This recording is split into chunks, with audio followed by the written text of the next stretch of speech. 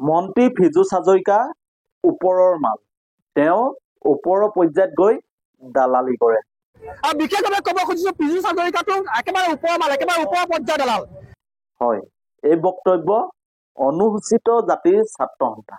আজি শিৱসাগৰত অনুসূচিত জাতিৰ ছাত্ৰ সন্থাই অনুসূচিত জাতিৰ বাবে কেন্দ্ৰীয় চৰকাৰৰ পৰা অহা দুখনকৈ আঁচনি কাটি দিয়াৰ বিৰুদ্ধে প্ৰতিবাদ কৰিছে আৰু প্ৰতিবাদ কৰি মন্ত্ৰী ফিজুছ হাজৰিকাক ওপৰৰ মাল বুলি অভিহিত কৰিছে আৰু হিমন্ত বিশ্ব শৰ্মা ডাঙৰীয়াৰ চৰকাৰখন প্ৰত্যেকজন মন্ত্ৰী দালাল কৰে বুলি তেখেতলোকে প্ৰতিক্ৰিয়া ব্যক্ত কৰিছে। আৰু লগতে হিমন্ত বিশ্ব শৰ্মা ডাঙৰীয়াৰ চৰকাৰখনৰ বিৰুদ্ধে অনুসূচিত জাতিৰ ছাত্ৰ সন্থাই ৰণসংকাৰ দিছে। তেখেতলোকে কৈছে যে অনুসূচিত জাতিৰ বাবে কেন্দ্ৰীয় চৰকাৰে যি আঁচনি দি আছে, এই আঁচনি কোনো কাৰণতে কাটি দিব নোৱাৰিব।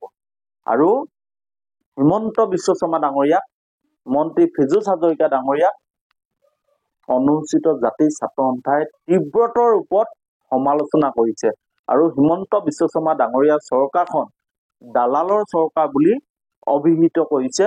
মন্ত্ৰী ফিজুছ হাজৰিকাক ওপৰৰ মাল, মন্ত্ৰী ফিজুছ হাজৰিকাই ওপৰৰ পৰ্যায়ত দালাল কৰে বুলি অনুসূচিত জাতিৰ ছাত্ৰ সন্থাই প্ৰতিক্ৰিয়া ব্যক্ত কৰিছে।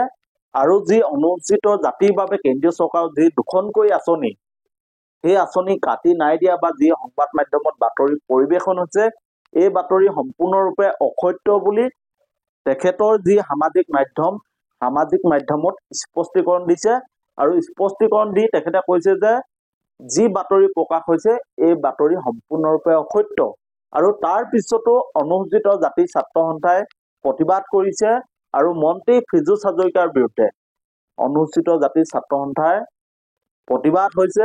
অনুসূচিত জাতিৰ ছাত্ৰ সন্থাই কৈছে যে মন্ত্ৰী ফিজুছ হাজৰিকা ওপৰৰ মাল, তেওঁ ওপৰৰ পৰ্যায়ত গৈ দালালি কৰে আৰু অনুসূচিত জাতিৰ ছাত্ৰ সন্থাৰ বাবে অহা ধন, কেন্দ্ৰীয় চৰকাৰৰ পৰা অহা ধন হিমন্ত বিশ্ব শৰ্মা ডাঙৰীয়া চৰকাৰখনে অন্য স্থানত খৰচ কৰিছে বা তেখেতলোকে অনুসূচিত জাতিক যি ধন দিব লাগে এই ধন দিয়া নাই।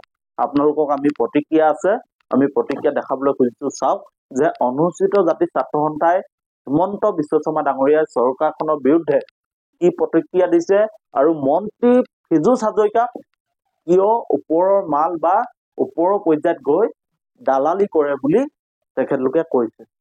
শাসনাধিষ্ঠ হিমন্ত বিশ্ব শৰ্মাৰ নেতৃত্বাধীন চৰকাৰখন এখন দালালি চৰকাৰ আৰু ইয়াত যিসকল মন্ত্ৰী আছে সকলোবিলাক একোজন দালাল।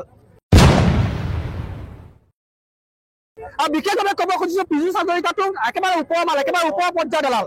আৰু সেইকাৰণে অনুসূচিত জাতিৰ আঁচনিৰ ধনসমূহ বুক ৰাখে গিলি পেলাবলৈ তেওঁলোকে কুণ্ঠাবোধ কৰা নাই।